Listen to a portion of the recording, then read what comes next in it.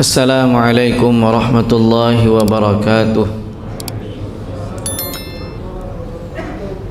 Alhamdulillahi rabbil alamin. Wabihi nasta'in ala umuri dunya waddin. Wassalatu wassalamu ala ashrafil anbiya'i wal mursalin nabiyina Muhammadin wa ala alihi wa ashabihi ajma'in.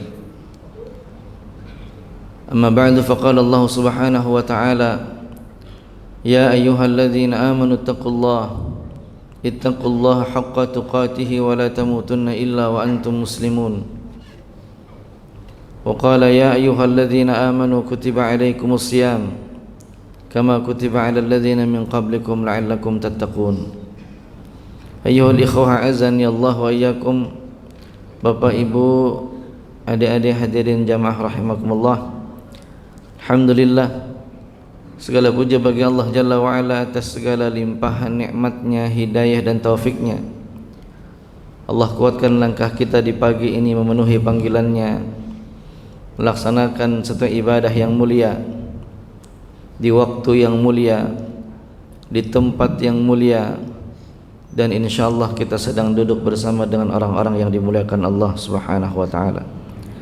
Salawat dan salam semoga senantiasa dicurahkan kepada Nabi kita Muhammad sallallahu alaihi wasallam, kepada keluarga beliau, sahabat dan segenap pengikut yang istiqamah hingga akhir zaman.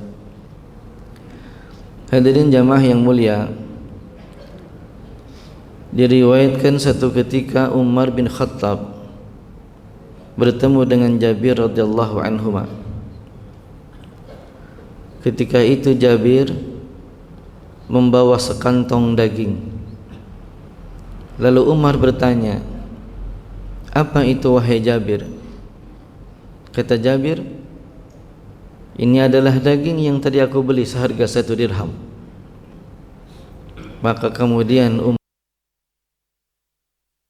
pada Jabir, yang ungkapan ini kemudian dijadikan salah satu judul buku terkait dengan ekonomi makro, bagaimana arus pendapatan dan pengeluaran sebuah negara. Kalimat yang dikatakan oleh Umar kepada Jabir adalah satu kalimat yang menohok buat kita. Awa kullama ishtahaita syai'an ishtaraita. Apakah setiap yang kamu inginkan itu wahai Jabir harus selalu engkau beli? Awa kullama ishtahaita syai'an ishtaraituhu. Apakah semua yang kamu inginkan itu harus dibeli?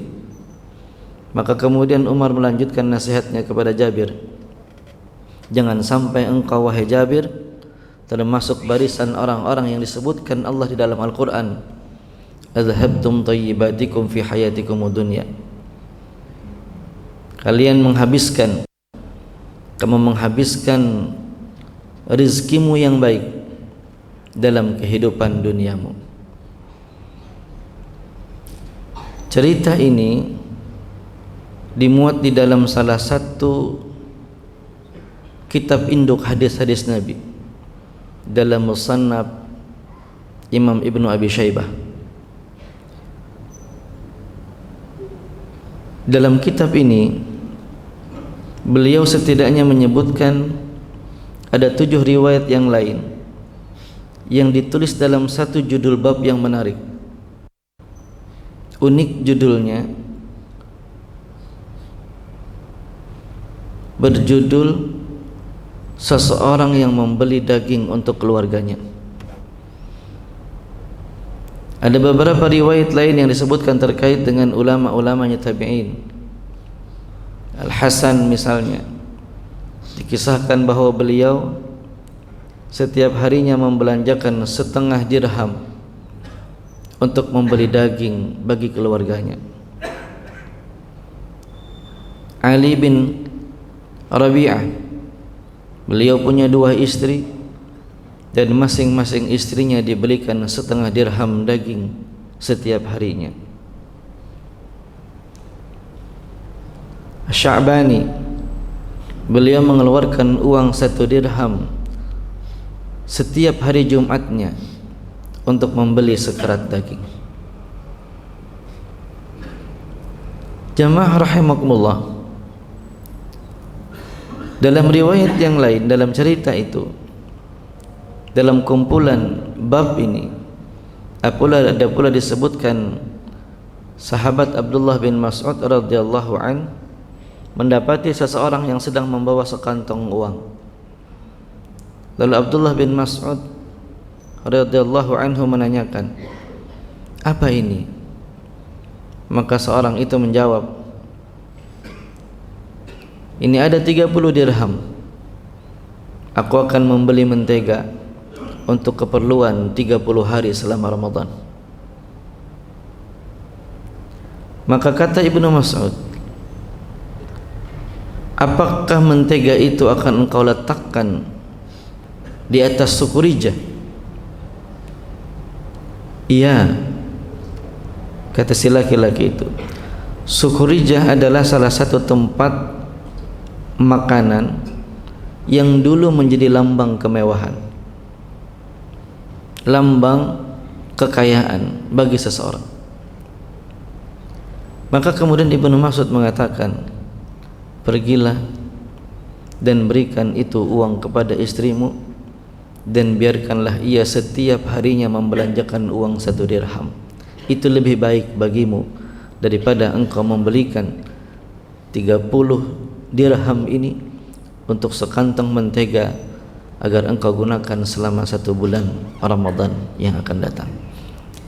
Hadirin jamaah yang mulia, kita harus faham bahwa Imam Ibnu Abi Syaibah ini hidup di abad ketiga Hijriyah, salah satu masa di mana puncak ilmu-ilmu Islam, puncak keberhasilan kaum muslimin dari sisi ekonomi dan politik.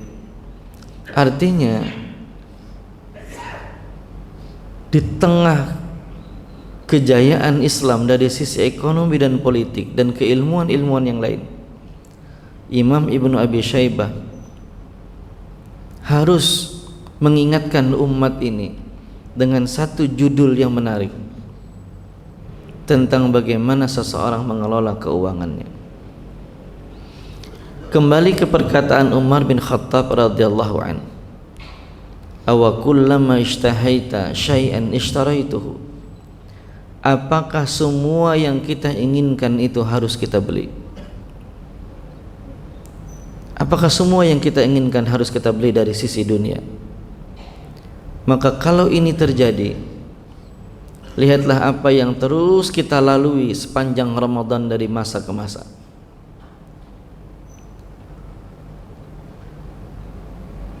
World Bank 2024 mencatat, melaporkan bahwa belanja retail masyarakat Indonesia di bulan Ramadan tahun lalu tercatat 70 miliar US dollar.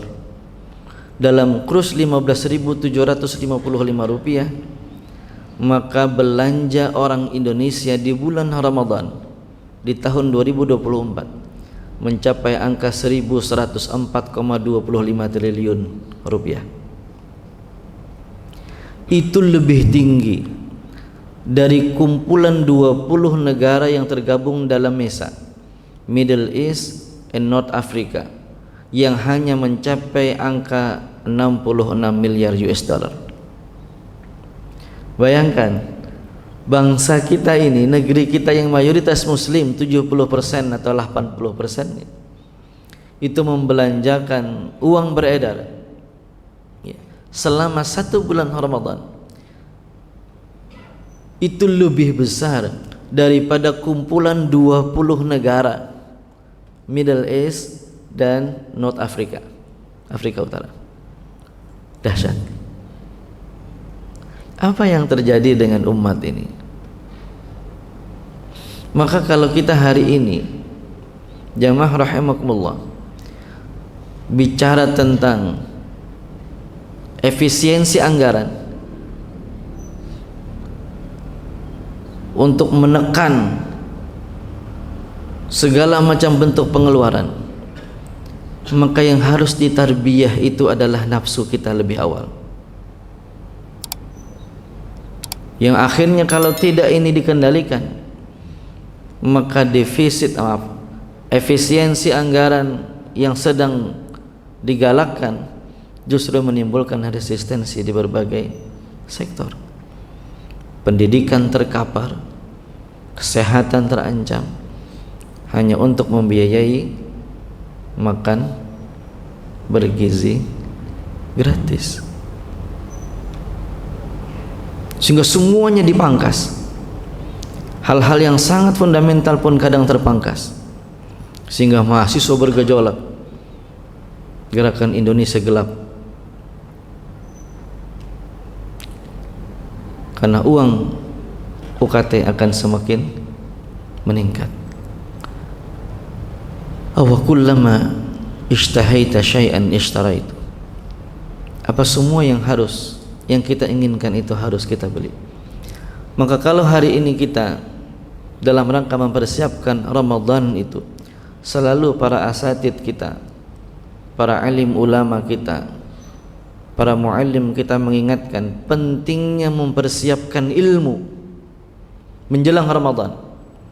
Ilmu terkait dengan apa yang menjadi tuntutan dalam pelaksanaan ibadah Ramadan, apa-apa yang membuat sempurnanya ibadah Ramadan, apa-apa yang membatalkan dan merusak ibadah Ramadan, itu perlu kita ilmui, karena semua itu akan menjadi sempurna amal kita jika dilandasi dengan ilmu. Bahkan apabila perilaku perbuatan kita tidak dilandasi dengan ilmu, dia beresiko untuk tertolak. Man amila amalan laisa alaihi amruna fahuwa rad. Barang siapa yang beramal tanpa ada landasan, yang bukan dicontohkan oleh baginda Rasul sallallahu alaihi wasallam, maka ia akan tertolak. Karena itulah maka di antara 3 syarat yang merusak puasa, kan puasa itu rusak Pak. Dan kalau kita diajarkan oleh para muallim kita, para asatid kita, puasa itu batal, puasa itu rusak. 1 karena makan dan minum, 2 karena bla, 3 karena muntah dengan sengaja, 4 karena keluarnya air mani dengan sengaja, 5 dan seterusnya dan seterusnya. Ini puasa akan batal, puasa akan rusak. Tapi batal dan rusaknya puasa itu hanya jika memenuhi 3 syarat. Kan begitu? Hanya jika memenuhi 3 syarat. Apa syarat yang pertama? Ayyakuna aliman. Ini syarat yang pertama. Dia hanya akan batal jika memang ia tahu bahwa itu batal. Kalau ia kada tahu bahwa itu kada membatalkan, maka ia tidak batal. Ulun kada tahu pang kalau itu batal. Sekalinya batal lah. Jangannya tahu kada ulun gawi. Batal nangai.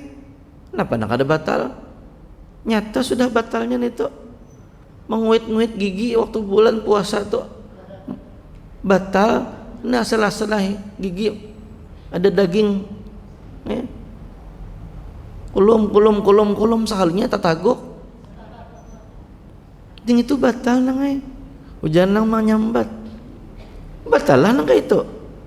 Nah, apa-apa nang masuk ke dalam mulut itu batal. Seorang kada tahu, Bang. Kada tahunya itu membuat kada batal. Jadi akan waktu dijelaskan, berarti bagus kita kada tahu palah jar.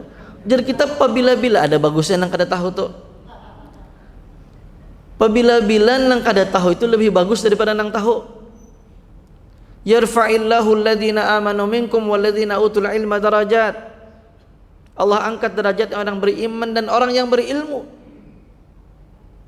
Mana ada yang lebih bagus yang jahil daripada yang alim?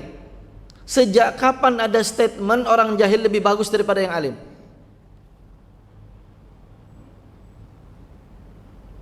Hal yastawi alladhina ya'lamuna walladhina la ya'lamun.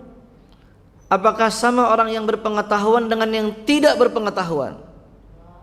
Kan tidak. Jadi jangan disimpulkan baik kita kada tahu kalau gitu Ustaz nyaman banyak nang kawat 3 waktu bulan puasa tuh. Mun tahu ini makin banyak resikonya. Astagfirullah. Lah. Tapi kalau memang ia memang betul-betul tidak tahu, kalau memang betul-betul tidak mengetahuinya, maka itu perkara yang akhirnya tadinya merusak menjadi tidak merusak pahalanya, membatalkan menjadi tidak membatalkan.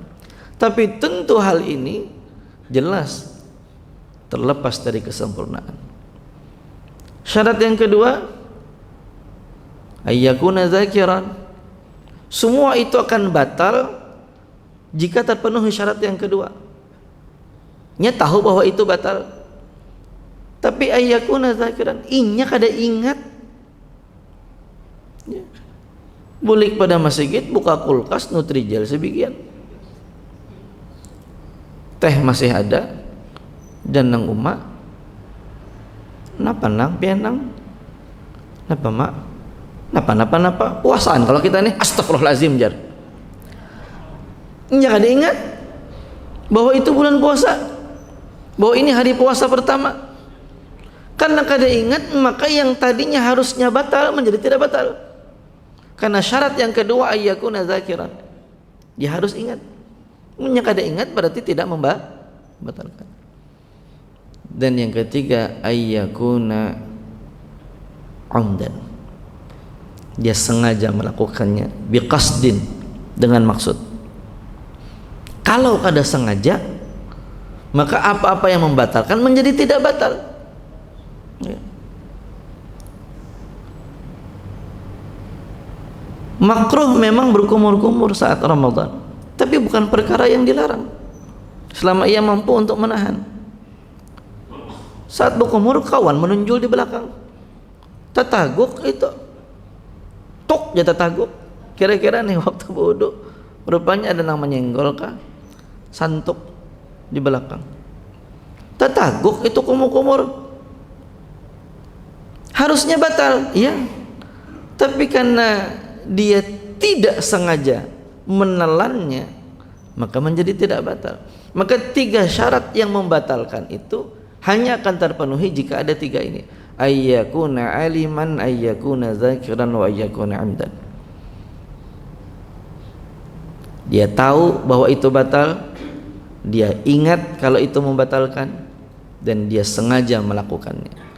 Kalau ia tidak tahu, kalau ia tidak ingat, dan kalau ia tidak sengaja, maka semua perkara yang membatalkan menjadi tidak batal. Kira-kira begitu. Nah, kita perlu mengilmui hal-hal yang demikian. Apa-apa yang membatalkan, apa-apa yang mengurangi, apa-apa yang bisa menyempurnakan.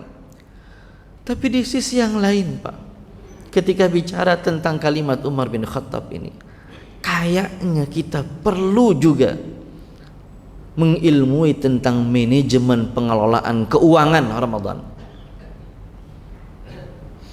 Kayaknya kita perlu juga untuk mengilmui tentang manajemen diri, self management, agar keinginan kita ini tidak selalu harus dipenuhi.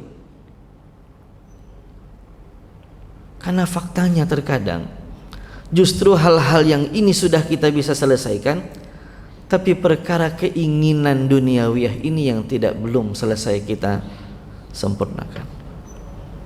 Kita bisa tidak membatalkan puasa, kita menahan diri dari semua hal perkara yang membatalkan, tapi ketika akan berbuka, justru malah hal ini yang membuat nilai Ramadan kita kadang jauh dari sempurna.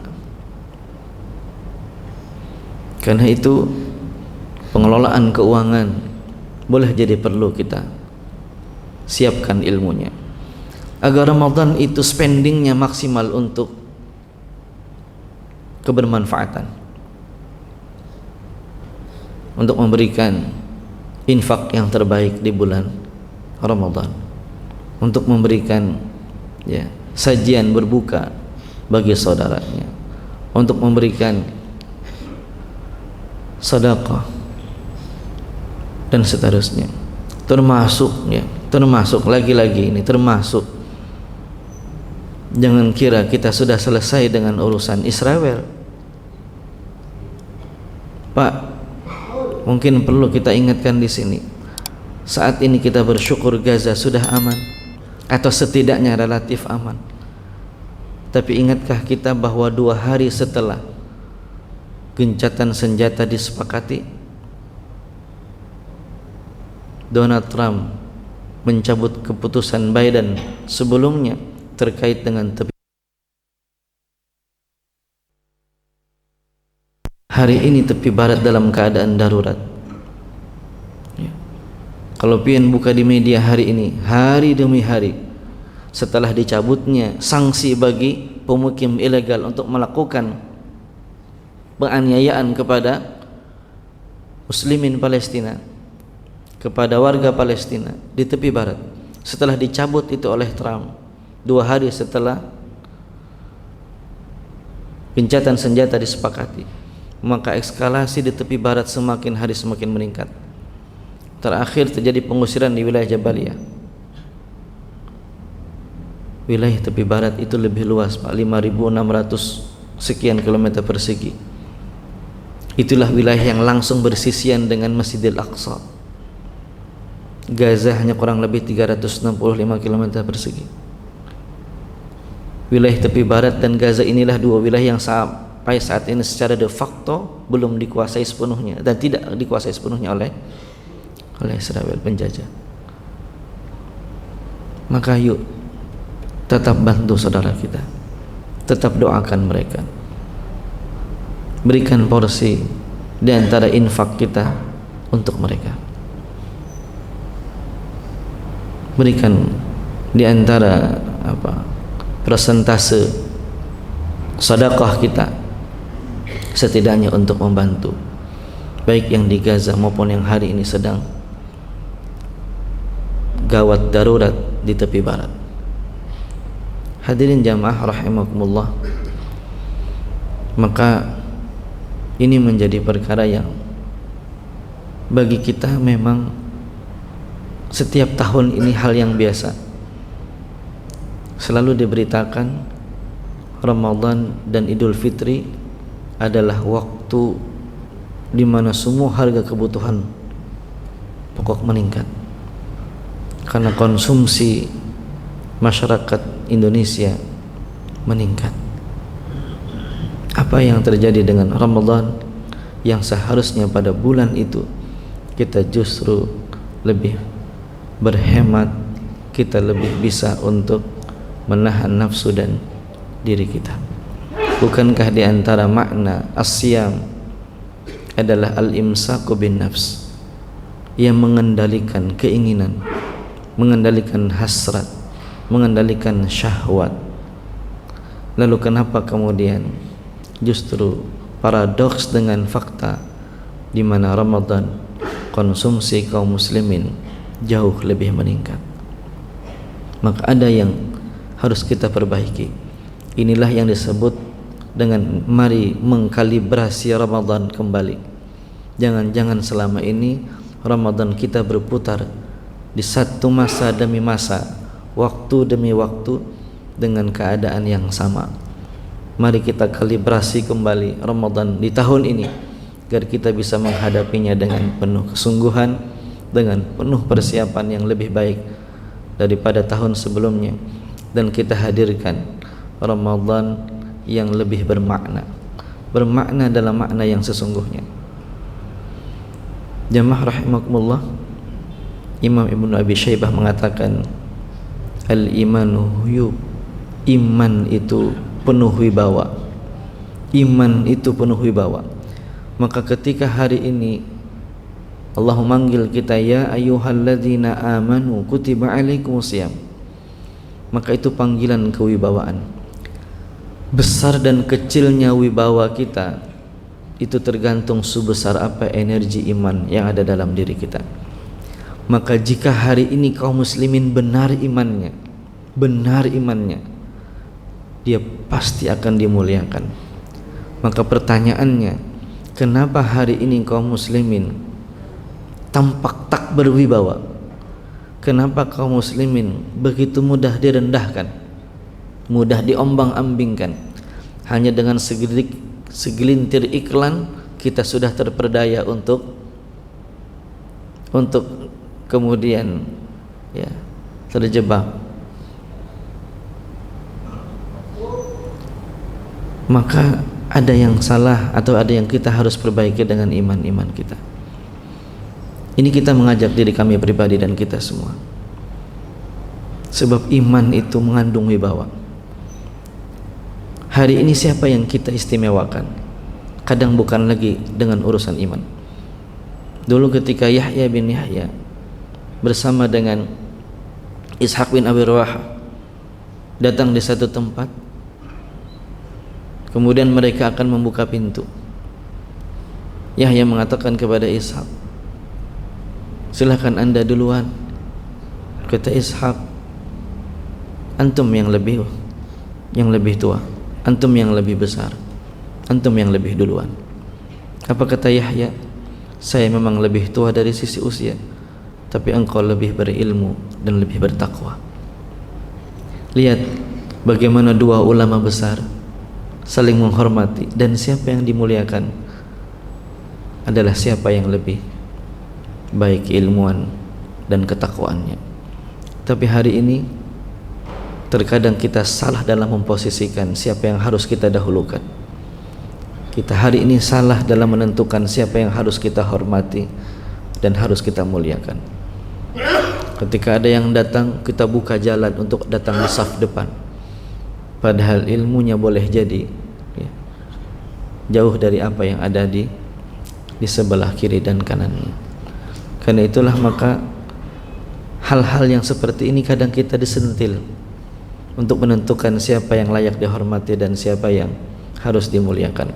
Termasuk apa yang harus membuat kita bahagia, Allah sendiri yang menyebutkan, qul bifadlillahi wa birahmatihi fabidzalika falyafrahu huwa khairum mimma yajma'un. Katakanlah wahai Muhammad dan kepada umatnya Muhammad, bahwa dengan karunia dan rahmatnya lah hendaknya kalian berbahagia. Allah sampai ngajarkan kita di mana harusnya kita bahagia, bukan karena perkara apa yang kalian kumpulkan. Ini lebih dari apa yang kalian, khairum mimma yajma'un, dari apa yang kalian kumpulkan dari sisi harta. Tapi datangnya Ramadan, datangnya keutamaan, ampunan dari Allah Subhanahu wa taala adalah hal yang harusnya membuat umat ini jauh lebih bahagia. Dan dengan inilah harusnya kita kaum muslimin berbahagia. Dan kebahagiaan itu menurut ulama, sejauh mana kita bahagia dengan datangnya Ramadan adalah tergantung sebesar apa energi iman kita ketika Allah memanggil, ya ayyuhalladzina amanu kutiba alaikumusiyam kama kutiba alal ladzina min qablikum la'allakum tattaqun. Mari kita siapkan iman kita, kita siapkan hati kita, dan kita siapkan ilmu kita untuk bisa menyambut datangnya Ramadan agar lebih baik dari tahun sebelumnya. Hadanallahu wa iyyakum ajma'in wal 'afwa minkum. Subhanakallahumma wa bihamdika asyhadu an la ilaha illa anta astaghfiruka wa atubu ilaik. Walhamdulillahi rabbil alamin. Assalamualaikum warahmatullahi wabarakatuh.